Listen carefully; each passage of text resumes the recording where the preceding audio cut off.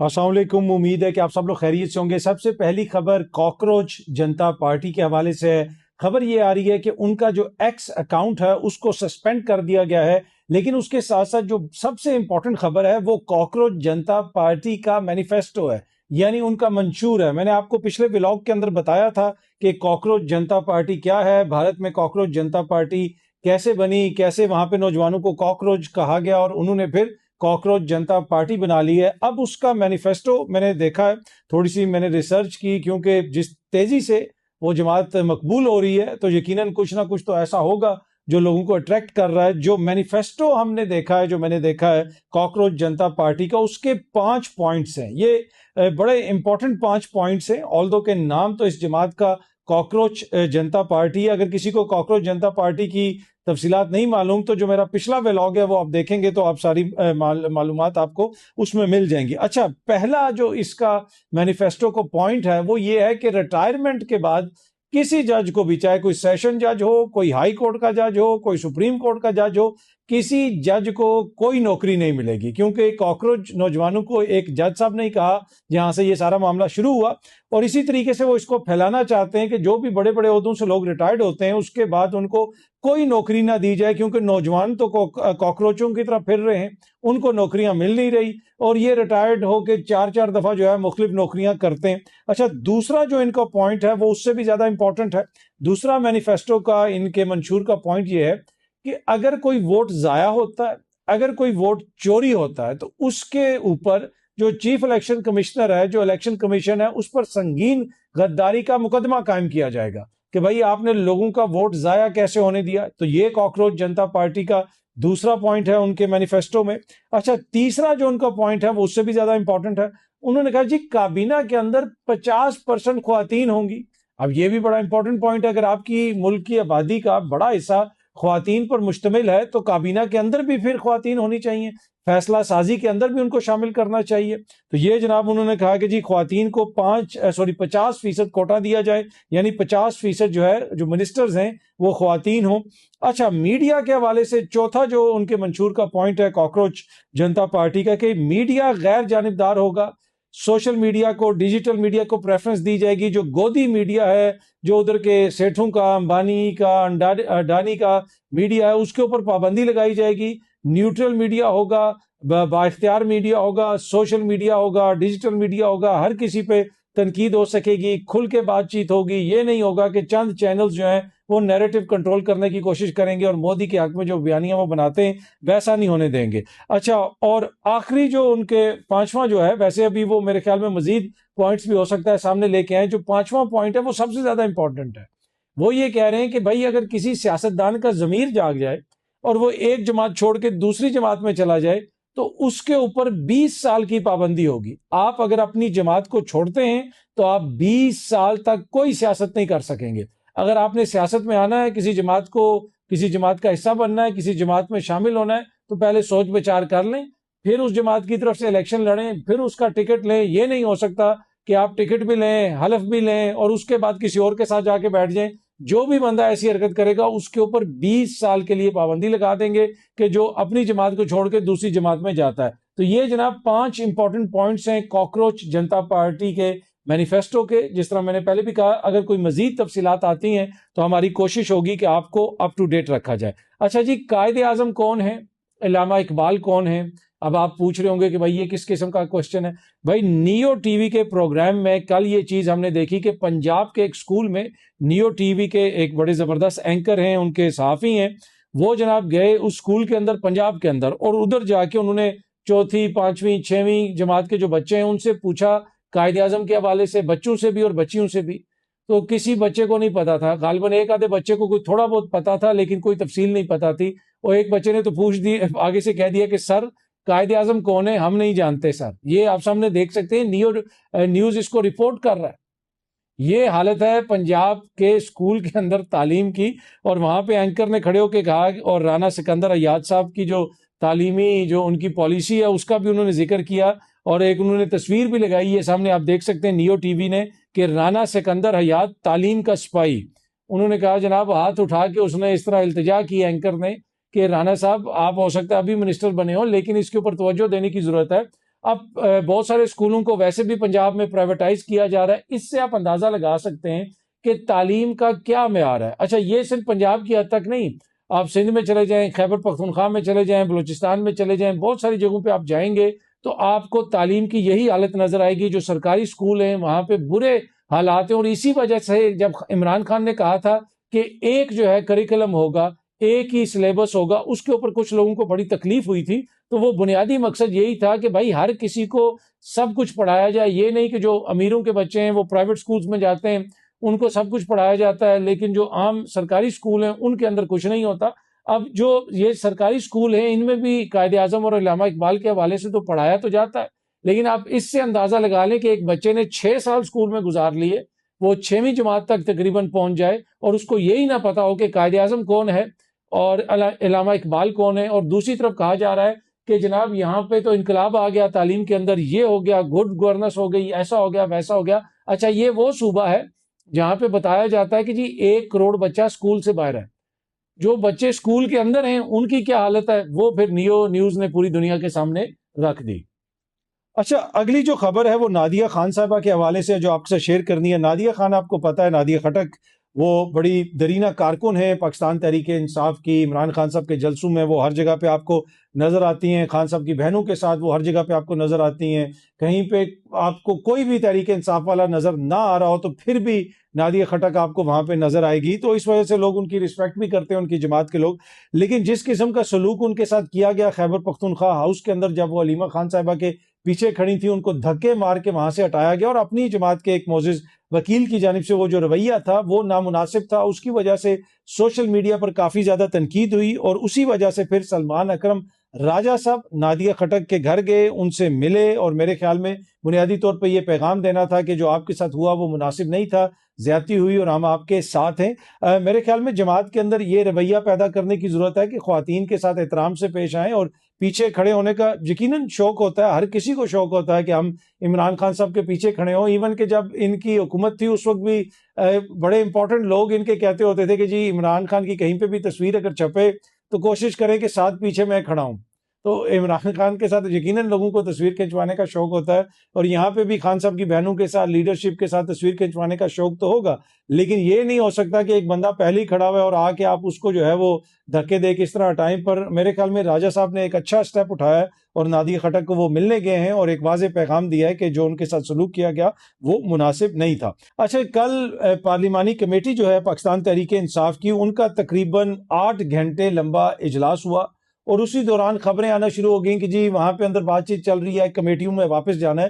میں نے یہ چیز ایک دفعہ شاید پہلے بھی آپ سے شیئر کی تھی کہ زمین آسمان ایک ہو سکتا ہے. اس وقت تحریک انصاف کمیٹیوں میں واپس نہیں جا سکتی، وہ عمران خان صاحب کا فیصلہ ہے. لیکن باہر اس طرح کا بیانیہ بنانے کی کوشش کی گئی، میڈیا کے اندر اس طرح کی خبریں اڑانے کی کوشش کی گئی اور مختلف ذرائع کے ذریعے اس طرح کی چیزیں آگے پیچھے ہم سوشل میڈیا پہ ادھر ادھر دیکھتے رہے. لیکن شاید خٹک صاحب نے جناب اس میٹنگ کے بعد کہا کہ 8 گھنٹے تک جاری رہنے والی جو پارلیمانی کمیٹی کی میٹنگ کا 1 پوائنٹ ایجنڈا تھا کہ عمران خان کو کیسے رہا کروانا ہے، کس طرح ان کا علاج کروانا ہے اور فیملی کی ملاقات کروانی ہے. اسٹینڈنگ کمیٹی سے مستعفی ہونے کا فیصلہ لیڈر عمران خان کا تھا اور وہ آخری تھا. آج کی میٹنگ میں یہ معاملہ موضوع بحث تھا ہی نہیں.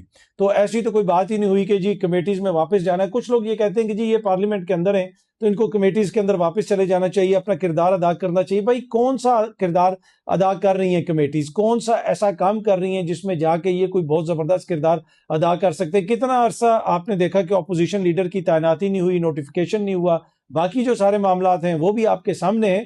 تو میرے خیال میں اسی لیے پھر فیصلہ کیا گیا کہ خام خواہ ان کمیٹیوں کا حصہ بننے کی کیا ضرورت ہے.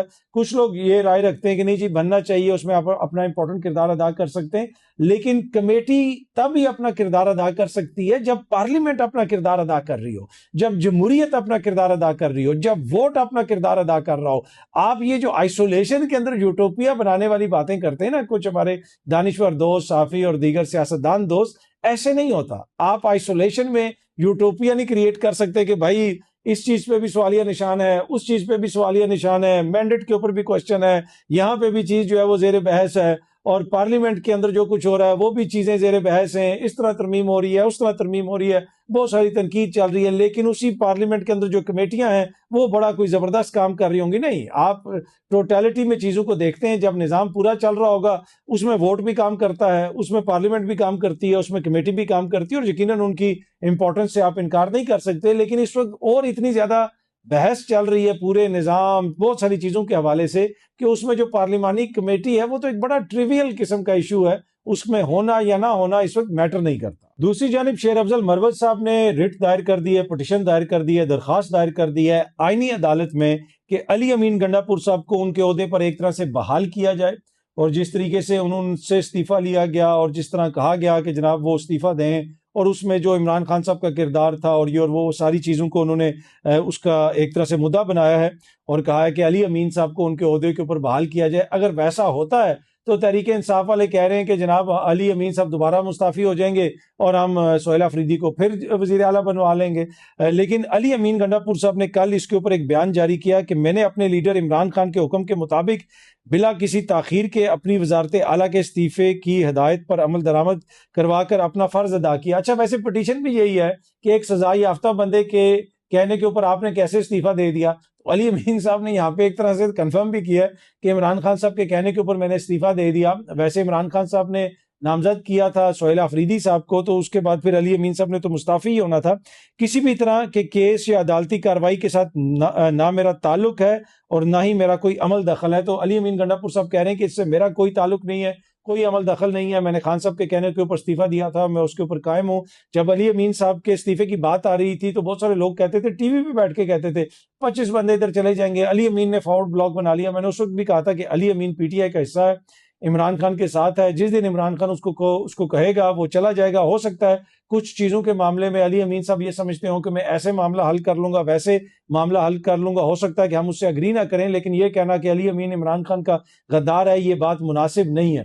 تو اب بھی میں یہی سمجھتا ہوں کہ علی امین صاحب نے جو کہا ہے انہوں نے واضح کیا ہے کہ بھائی میرا اس سے کوئی تعلق نہیں ہے. اب دیکھتے ہیں کہ آئینی عدالت اس کے اوپر کیا فیصلہ دیتی ہے، کیا حکم جاری کرتی ہے. ویسے جس وقت یہ بلاول صاحب اور نون لیگ والے آئینی عدالت بنا رہے تھے، یہ بار بار آپ کو بتاتے تھے کہ سپریم کورٹ میں بہت سارے مقدمات پینڈنگ ہیں، تو اس وجہ سے آئینی عدالت بننا بڑی ضروری ہے. تو اب یہ نہیں بتاتے کہ بھائی آئینی عدالت بننے کی وجہ سے کتنے مقدمات میں کمی آئی ہے اور کون کون سے مقدمات وہاں پہ سنے جا رہے ہیں اور کون سے مقدمات وہاں پہ نہیں سنے جا رہے. اب تو یہ بھی کہا جا رہا ہے کہ خان صاحب کا وہ جو نیب والا کیس ہے، اگر اسلام آباد ہائی کورٹ میں بڑی تیزی سے معاملات آگے بڑھ رہے ہیں، اگر ان کی سزا برقرار رہتی ہے تو وہ معاملہ بھی آئینی عدالت میں جائے گا.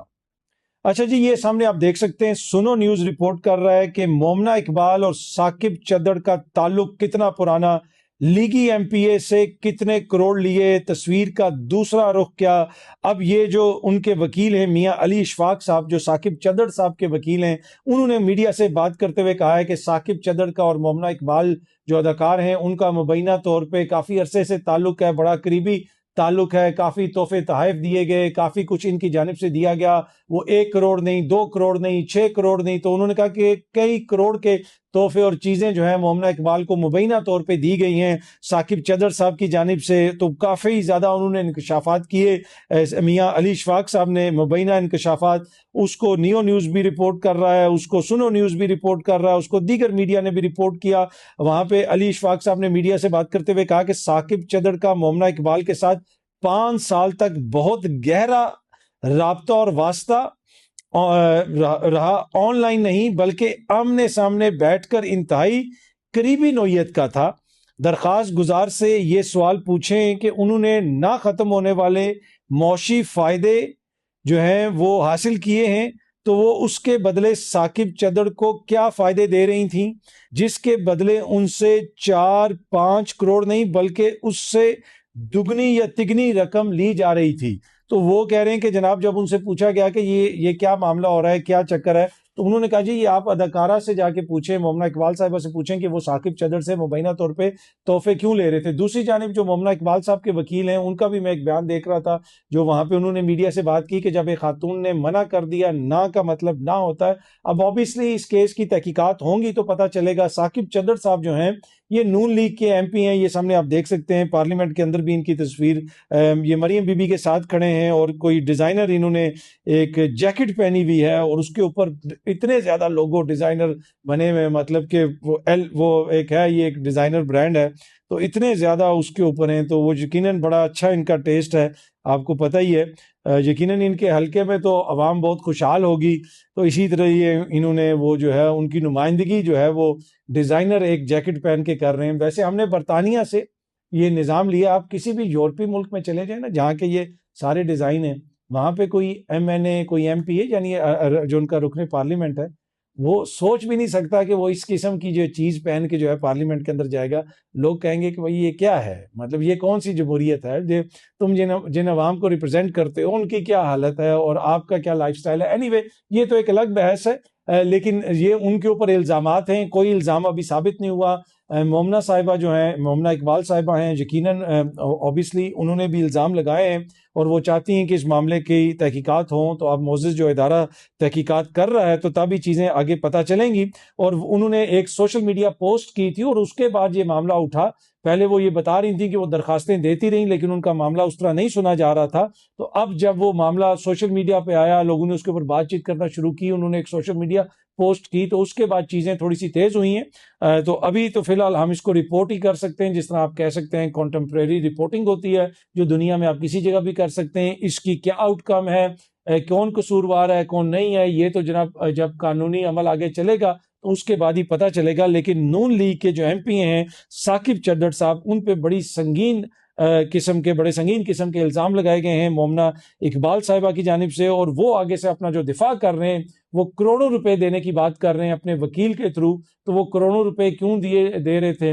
ویسے میرا یہ کیس سے تو نہیں، علیحدہ اس سے ایک میرا کامنٹ ہے کہ اگر آپ نے کسی کو تحفہ دیا ہے، وہ 2 کروڑ کا ہو یا 2 روپے کا ہو، تو پھر آپ نے دے دیا ہے، پھر اس کو واپس مانگنے کی کیا ضرورت ہے؟ تو یا وہ کیوں دیا ہے، تو اس کی کیا وجہ ہے؟ پر اینی وہ بحث تو چلتی رہے گی۔ لیکن یہ کیس بھی آج کل سوشل میڈیا پہ کافی زیادہ رپورٹ ہو رہا ہے اور بہت زیادہ اس کے اوپر بحث وغیرہ بھی ہو رہی ہے، اور بہت سارے دوست یہ کوشچن کر رہے تھے، تو اس کے اوپر بس ہم اتنی بات کریں گے۔ اگر کیس آگے چلتا ہے تو جو بھی ان کے وکلا وغیرہ بیانات وغیرہ جاری کریں گے تو ہم کوشش کریں گے کہ وہ بھی آپ کے ساتھ شیئر کر دیں جس طرح کنٹمپریری رپورٹنگ ہوتی ہے۔